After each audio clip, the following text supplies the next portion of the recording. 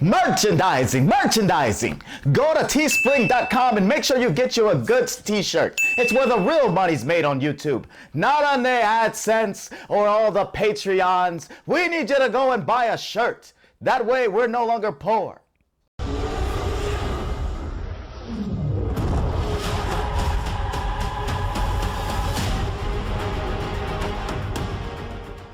Hi guys, welcome to a special episode of The Goods. We are going to talk about Wonder Woman and give our review on it.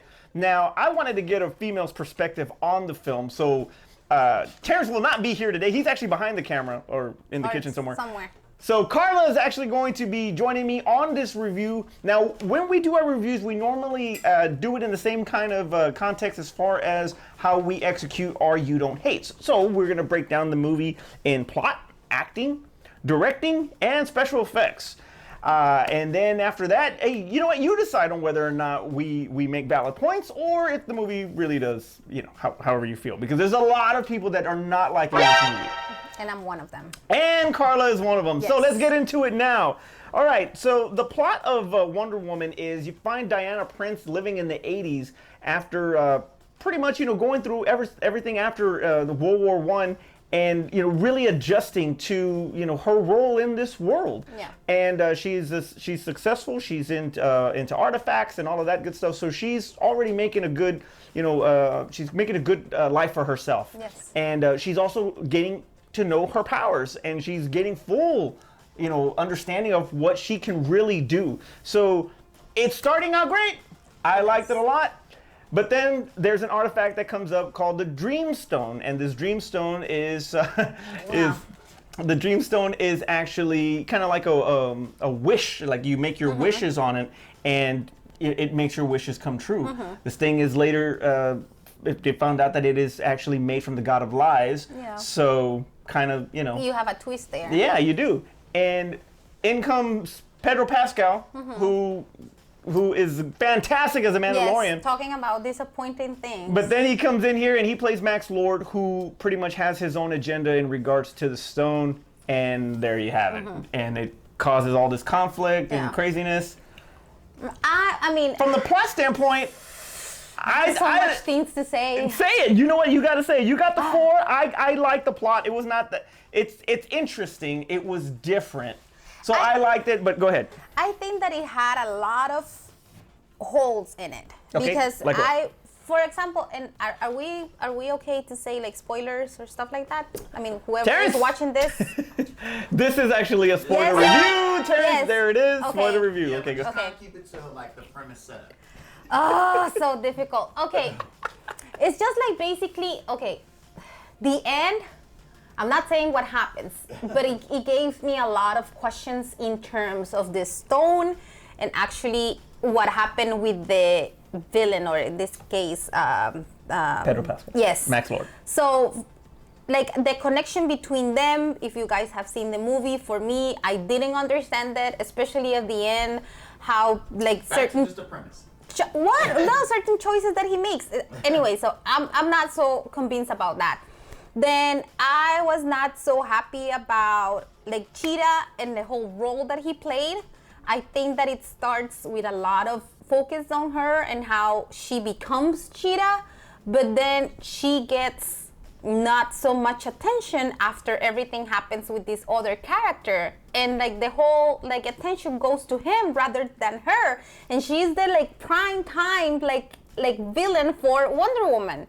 So she plays a really small role that it's supposed to be huge, or that was my expectation. Okay, and from that standpoint, Kristen Wiig plays the Michelle Pfeiffer, you know, Jamie Foxx, Jim Carrey, you know, as Edward Nygma type of nerd and social outcast and all of that. She takes off her glasses and you see how sexy she is. And then when she makes her, you know, when she starts becoming, you know, transforming, you know, she is just. I thought she was like really good in it. Yeah. I thought she did really good in it, and I understand what you're saying, because she's getting built up, and when she's finally here, we're over here. Yeah. And that's. So I get it. And Terrence had mentioned because she's like the henchman. She becomes a henchman like Bane to Poison Ivy and that kind of thing. So you lose focus off her. But in reality, she's more worried about herself. Not making Max Lord happy or not making Max Lord this or that. She's all concerned about herself because she internally has so much to lose. So from that point, I thought that her motivation made sense. So I didn't mind that much. Now, the fact that she didn't stay that way, that kind of sucked. Yeah. Because if she would have just not taken back her wish, you know, and stayed like that, it would have been a little bit better, I think, and actually opened the door up for her to be in more things as Cheetah. But I think that it does because, and again, I mean, sorry if I'm going to like spoil something.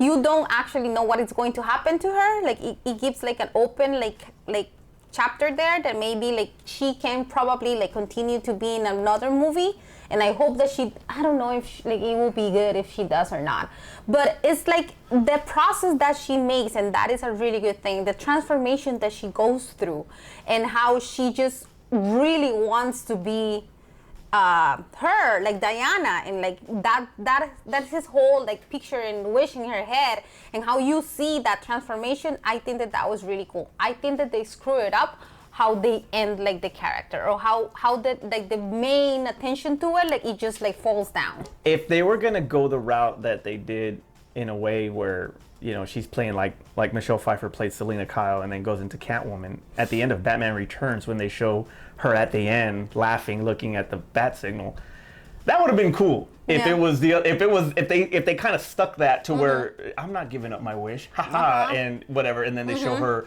you know, going off or whatever, that would have been cool. Overall, I didn't mind the plot. So we'll agree to disagree on the plot. Okay. All right. So let's get into the acting. Gal Gadot was actually phenomenal. I thought she was fantastic in this movie. You can see some progression as far as her character from when you look at the fish out of water complex that she had from the first one, and where she's already established herself on what she can do, who she is, and how to handle these times. Yes. So I liked her in this. She was very strong-willed in it, and it was just great. I don't really have any issues with her at all. As a matter of fact, and this is what's funny about it, is that her screen presence is so captivating that it is really hard to hate the movie. And there's a lot of people that actually say, oh, I can't stand that movie, but I'll watch it again just to see her. It's just like, and I think that what tells me that is that right now I cannot picture any other Wonder Woman than her. Right. It's just like she really makes an excellent, like how she portrays her, and even her accent like makes a lot of sense in playing that role. Like everything about her is like captivating. Right. And I think that is the whole persona of Wonder Woman. That's true. So I think that, in terms of her as being Wonder Woman, I'm perfectly fine. And me as a woman, I would think probably the same as Cheetah. I want to be like her, because she doesn't need to do a lot of things to for people to look at her, and she's not looking to bring attention. She's just being who she is. Right. And she's all like humble and trying to get, like you saying, like adjusted to a new life without her lover and everything. So I mean, the struggles that she goes to, she makes an excellent role. So, and that leads me to Chris Pine. And Chris Pine, now this time, he's the fish out of water. So now he's adjusting to the 80s and all of that. So I thought that was fun to see him in that kind of role. And she's the calm one that's trying to explain it to him, just as he did for her in the first one. So in that regard, I kind of like that. His performance was, I think he was the comic relief. He was the comedic part of it all. I thought, I mean, he's Kirk. How do you not like Chris Pine? He's Kirk. He's amazing. So I didn't have a problem with him. There is a controversy regarding him, but we'll get into that later. So Chris Pine was fine. Pedro Pascal, because you're so used to, I'm so used to how he plays the Mandalorian, and he is so calm and cool, and in this, he's just a completely different character, and seeing it play out, it just doesn't feel right in a lot of ways. And you know, I have more than the Mandalorian. I have a more image of him from Game of Thrones. The character that he played on Game of Thrones, that is also like that. He's like really confident and but chill. Like he shows a lot of strength just by walking, and like he just know that he's a badass. So it's kind of like a similar thing. So here, like seeing him all like jittered and knowing that, I mean, that he has a lot of things that he's struggling with. He's a failure. Yes. And he's basically a failure. Yeah. And to him to go through all this, now as a villain, he's kind of like a sniveling type of, villain. I mean, there's just something about him that I really don't care for, as he's getting all of this power. And, I can get into politics right now that kind of mirror that, but I'm not going to go do that. But, he has like, it's like that type of persona that he carries when he's getting all this power, that it's just, he becomes borderline annoying. Yes. But, as an actor, his performance was fine. He played the role. If you get the emotion that you can't stand this dude, he did his job. He did his job, but I think that there was a lot of, I think that he overacted. On some parts, yes. He did, exactly. I think he that over-exaggerated a lot of things. Yeah, I think that it was not necessary. I think that you can see his struggle, you can see his pain, and especially when he keeps like becoming more powerful, I can see how he overdo certain things that it was not necessarily, and probably that's why it becomes annoying to the point that you are not happy with what you're seeing, rather that you are hating the character because he's a really cool villain. Instead of, it's more of how you're playing the role. Yeah. So he was fine. All right. Kristen Wiig. I mean, I love her. I have seen most of her movies. I love her in SNL. I think that she's underestimated actress because I agree with that. Right? She's not only like, she can not only do comedy. I think that how passionate she was about becoming Diana, and not necessarily like doing like a comedy role in there, but yes, but no, and like how she becomes Cheetah and how strong she looked and how sexy she looks. Like that was amazing. Her transformation was really good. And you bring up a good point, because a lot of her characteristics as a comedian and some of the characters that she's done on SNL, and then you go back to how she kind of was in Bridesmaids and stuff like that, that's who Barbara Minerva was. That's how she played it. Like, it's okay, that's just Kristen Wiig being Kristen Wiig.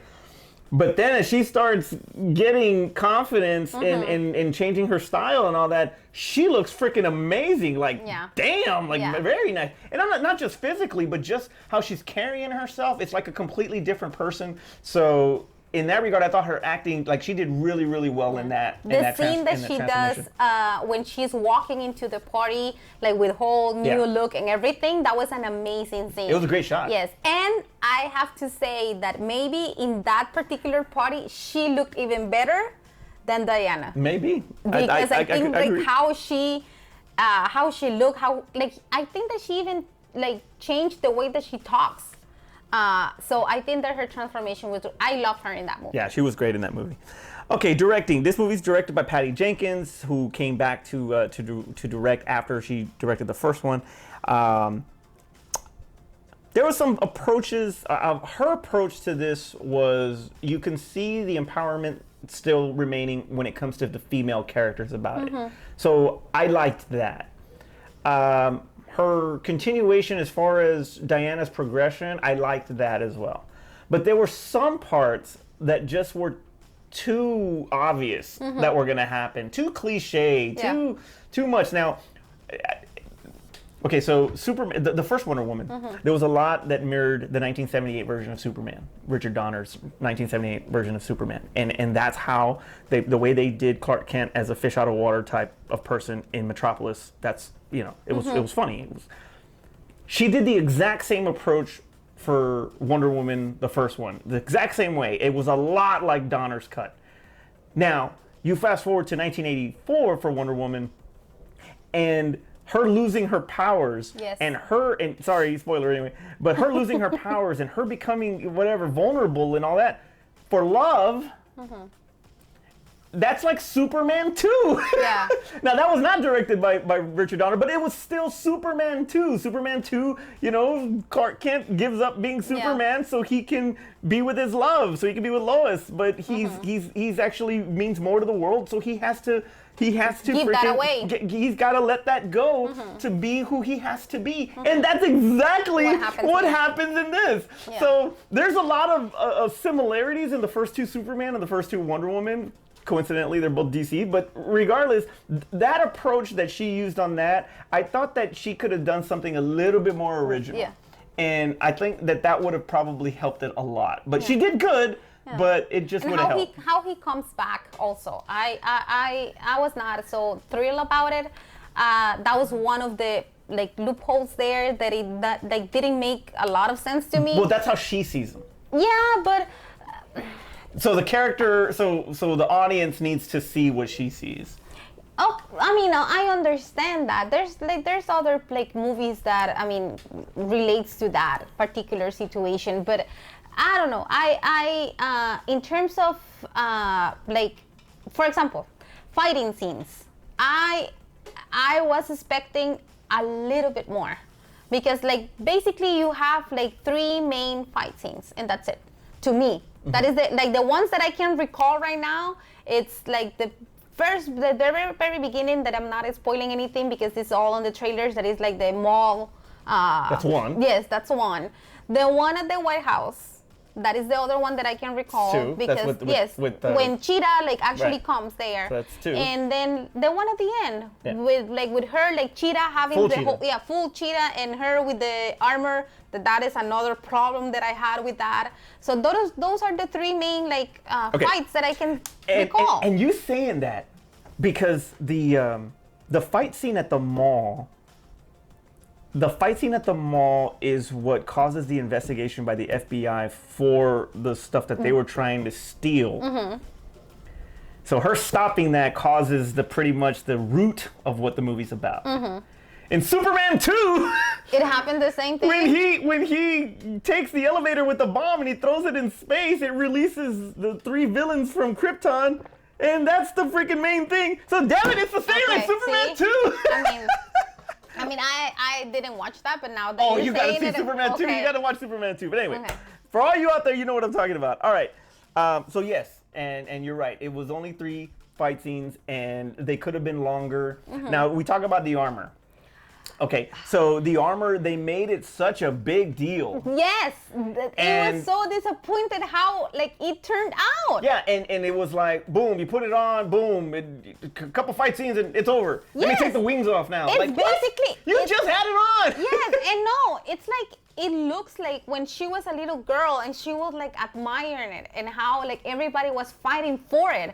You seem like, this shit is indestructible. This shit is amazing. Like, I mean, it should have been like the most like awesome thing in the world. But then he comes Cheetah and gives them a bunch of like couple scratches and that's it.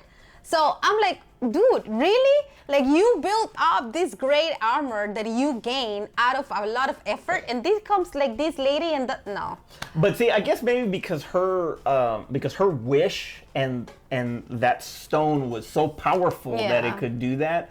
But yeah, just by watching it is like, no, man. Really? You could have done a hell of a lot more with that. Yes, and how you said it, like at the end, like, no, I don't need the wings. Like, you know what? I can, like, what? Like, I mean, no. That to me was, no. Oh, man. All right, so the next thing was the special effects. I thought the special effects were great. Yeah. I love the invisible jet scene. I Yes. thought that whole thing was great. I like the way Patty shot that, too, especially when they're in the sky and they see the fireworks Yes, from the... that I is- like that yes. scene.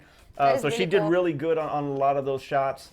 But the special effects themselves, I thought, the makeup and the CGI on Cheetah was freaking fantastic. Mm-hmm. The makeup was great. If they did do practical effects, I don't know if they did or not, but it still looked great. Yes. And a lot of everything else, as far as with the Dreamstone at the end and all of that, I thought that was great. So there was some good special effects in that. No, It was and okay. It was good. I don't complain. And to be honest, and combining like the special effects that you mentioned, they were really good. And also seeing the fight scenes, I think that the fight scenes were really good. I didn't see them like so choreographically, like maybe other like movies that I have seen. So like everything that in terms of the action and those special effects, I think that they they actually did a really good job on it. Yeah. And the ending for me, I'm not gonna say anything, but it was too, like, it was nice, and I understood where they were going with it. But it's predictable too. But it was very predictable, and there was just something about it that did not seem real. Yeah. I don't know, maybe a little forced. Yes, I think that it was forced. That is the best word for it, because I think that they needed like to close something like the chapter somehow. But to me, that was not a good like closing, because it led to a lot of other questions that are like really they did not complete like to tie everything up to everything that was happening at the moment. So no, I don't think that it was a good ending. The one thing though that I gotta give props to is Pedro's performance with his son. Yeah, Like it's really like it touching. was sweet, and because I have a little son, and I felt that. I felt it, like all the power in the world and all the money in the world is nothing compared to a father's love for his kid. He just lost sight of that. And I think that, and that's what I like. That's one of the things I like about it. Now that you bring that up, I think that his conviction to be powerful was to show his kid that he's not a loser, that he is actually somebody, that he can be somebody. So I in some ways, I believe that his pursuit to have power and money and everything around it is to be somebody to his kid. So I think that was his inspiration. The kid did wish him back. Yes. The kid did wish him to come back. I mean, too, exactly. So, yeah. But I mean, how you see sometimes, and I think that is really cool to see that perception that sometimes like parents, they just want to be their kids' superheroes. But sometimes you don't understand what a superhero is to a kid. Oh, absolutely. So and a little off topic, but I just gotta say this.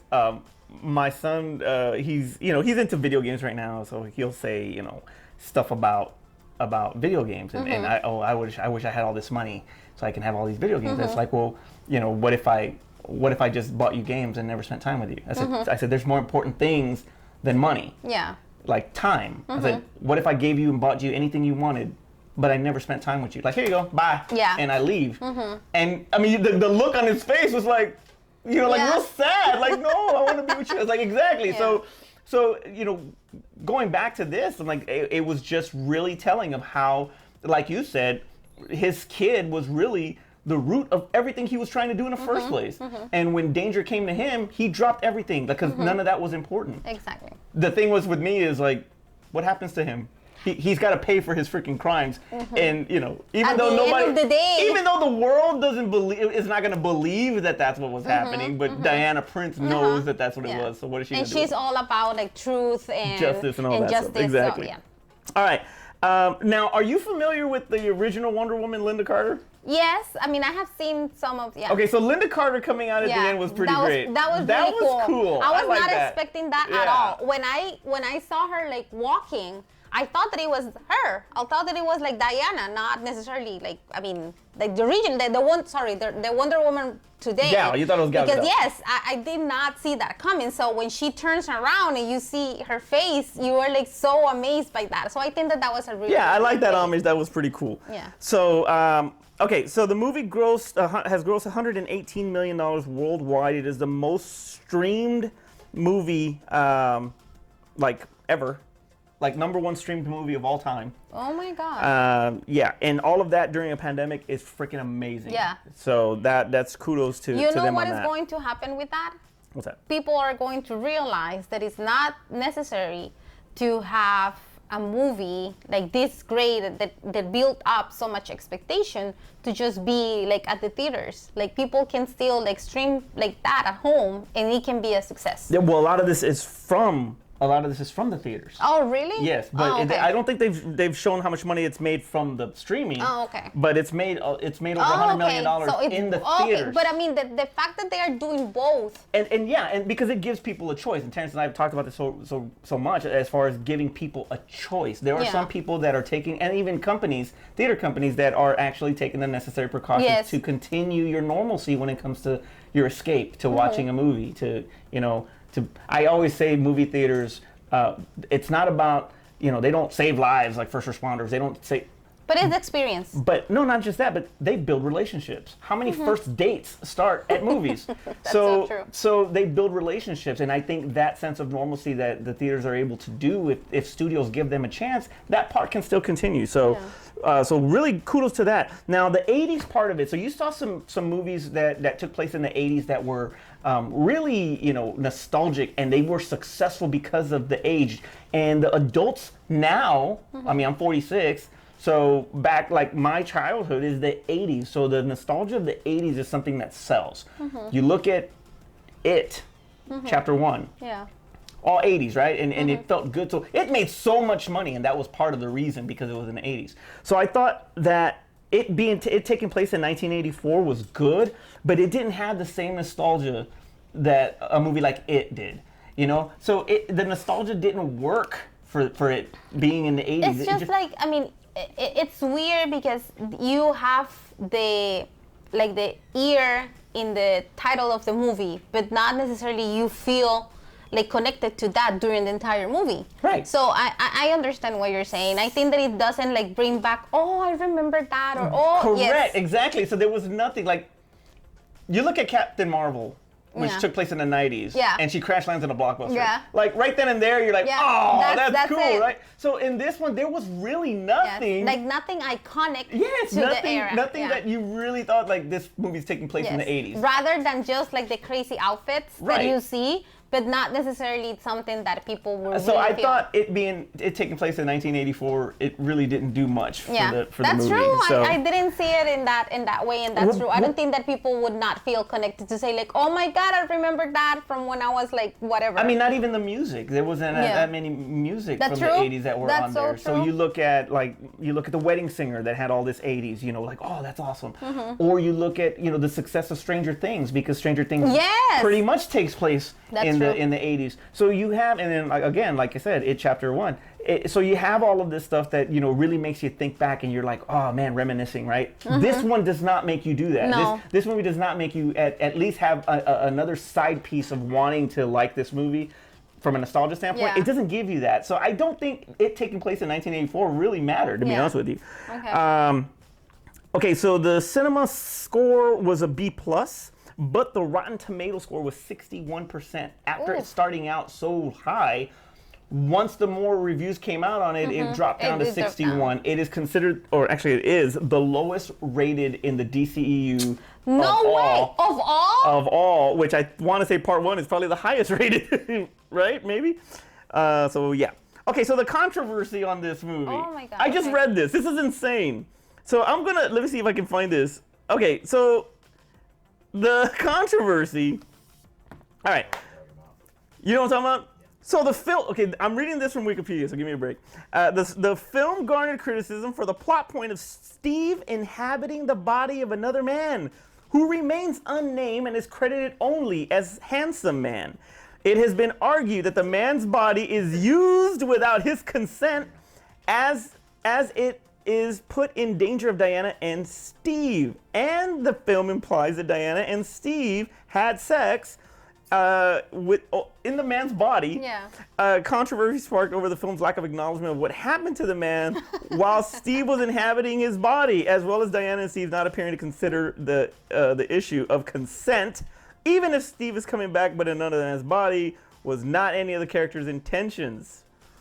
What do you think of that? And it's funny because I had a conversation with people at work about this, and this was all guys saying that, you know what, I did not like that it was not him that he was actually like having sex with, and like when I saw them like kissing, it was not like him, it was this other dude. I was not thrilled about it. I don't know why. And it's funny how people like they see that. They feel that even though that in her eyes is him, it's really not him. So I mean, it's a funny thing how people can find that controversial. How about this? How about this? At the end, spoiler, like I said, how about this? At the end when she sees the guy, I mean, she nailed him already. Yeah. I mean, Like, probably. wouldn't it make sense? She's already seen him straight up naked. She's already he was with her. Yeah. Why not just date the dude? I mean, to me, that's why I'm saying that I didn't like how they bring him back, how they bring Steve back, because I think that they probably could have, like, if her wish was to have him back, then it should be him. it should be him. Like, it should, like, it could have been a lot of other ways to bring him back. Even though it's him, like his soul and consciousness. But why put him everything in another man's body? Like, no, I don't like that. I don't like that. I think what you guys are missing from the controversy is the consent part. Yes, the consent, yes. The consent part that you're talking about is that Steve is now taking over this person's body, right?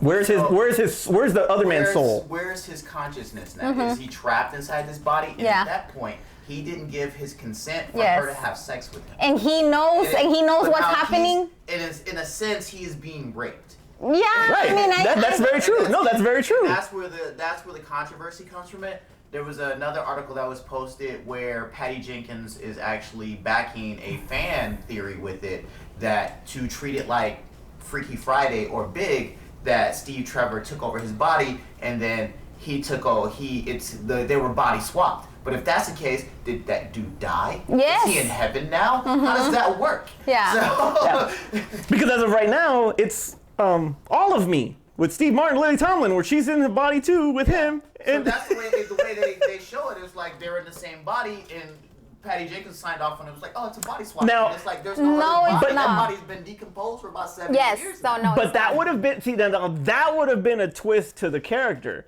of Chris Pine having to act like that other dude too. Like him having to pick up characteristics and her saying like, you've never done that. Well, this guy, I don't know who. You know, He keeps he like, likes eating this. or if you see him talking to himself, you know, just something Yeah. that would. That would have overcomplicated. And we'd have Yes, really I know, questioned I get it. point. But I'm just saying, like, there could have been ways to fix it. I like I said since the beginning, I don't like how they bring him back. I don't think that it's just a matter of like her wish is just having him, and I understand how people can see it as rape or how people can. I think that If that was the case, then the soul should have been inside of her. I mean, The other part that you guys miss about it is that the Dreamstone. So if you're like, okay, she asked for Steve Trevor and she didn't get it, she got his soul back because he didn't have a body, right? Mm-hmm. Well, the Dreamstone made a wall, right? So why couldn't it make him a body? that's what I'm saying. That Made in him my a what? head. It made a wall. Remember, he was trying to close off his homeland so that Yes, the division between like lands. And the Like, wall yes. appeared, and then he was like, I want more nukes, and more nukes appeared. I want Steve Trevor back. Why didn't she get Steve Trevor back in Yes. his original body? Like he could like it was like a resurrection type of thing that like the wish It's stone like could have somebody- done. Somebody wrote a stupid joke and didn't think about the rest of the stuff that they were doing in the movie with this Dreamstone. That's Yeah. true. That's true. Yeah. That's very true.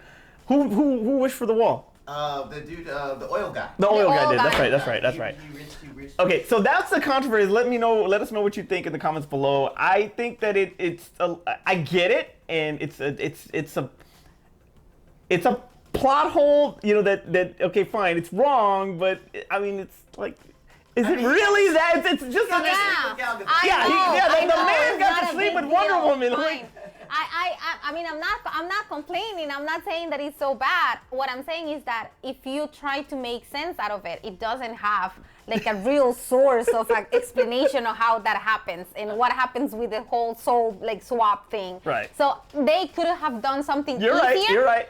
Easier. It's like I think that the word is that it's easier, that it will like fit into like the whole like role and everything of the story.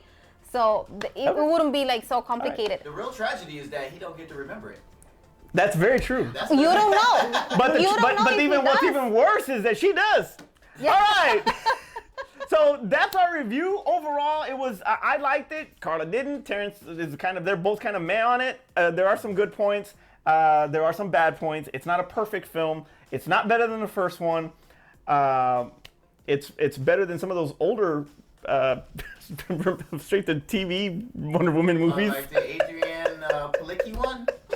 Yeah, exactly. See? That's all I had.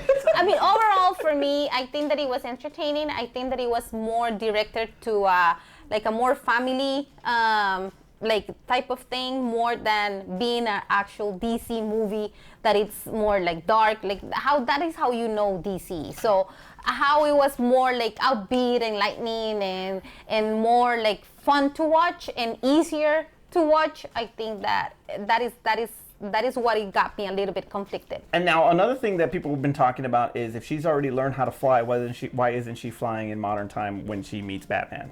And she's on an airplane. That's so true. Okay, so She made that plane invisible. no, she was. That's hilarious.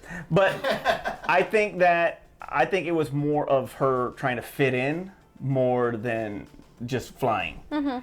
Why she doesn't use her sword and shield in '84 when she uses it in 2016? That's another story. I don't know. I don't know why. Maybe she forgot it. I don't know.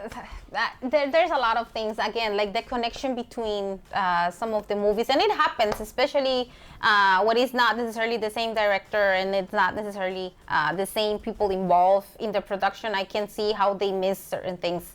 I was not so bothered about that, but I just think that it was like a easy to watch type of movie. It's not something that will get you. Yeah, it was. I mean, it was a fun movie to watch. I liked it. Like I said, maybe a lot of these plot holes will be figured out in Wonder Woman 3. It's already been greenlit, so they're going to start that pretty soon. So we'll see how it goes. Wonder Woman 1994. 1994 this time. Yes. She meets Captain Marvel. All right. So, hey, leave your comments below and let us know what you think about Wonder Woman. Is it worth getting all of the? Is the movie that bad to you that it's all of the negative press that it's getting? Is it worth it? All right. Hit Terrence up on Facebook, which he won't answer. Hit me up on Twitter and Instagram. Be sure that you go to our Patreon and donate anything that you can. Anything is appreciated. We'll send you a shirt. We'll send you posters, whatever it is that you want. And be sure to look up our Teespring account. And we have brand new shirts. We have new mugs, designs. Basically, we are not wearing. We're not but wearing, okay. but it's okay. Terrence is wearing it. So look at our Teespring and pick up some merch for anybody that you forgot for Christmas. All right, we got a lot of stuff for you. Good gift. All right, so for Carla, for Terrence over here doing nothing, Aspen and Art, wherever the hell they're at, I'm Manny, and we'll see you next time. All right, guys, I've been saying this. I hope you guys are tired, and I hope you already contributed money, but we do have a Patreon, so below you'll see the link. If you guys go to patreon.com/thegoods, please go ahead and, if you guys do like the show, please donate something. We do have giveaways for donations that we do receive. Make sure you donate something and we get something sent out to you and make the show better. Question for you. Where does the money go? What does the money do? My pocket.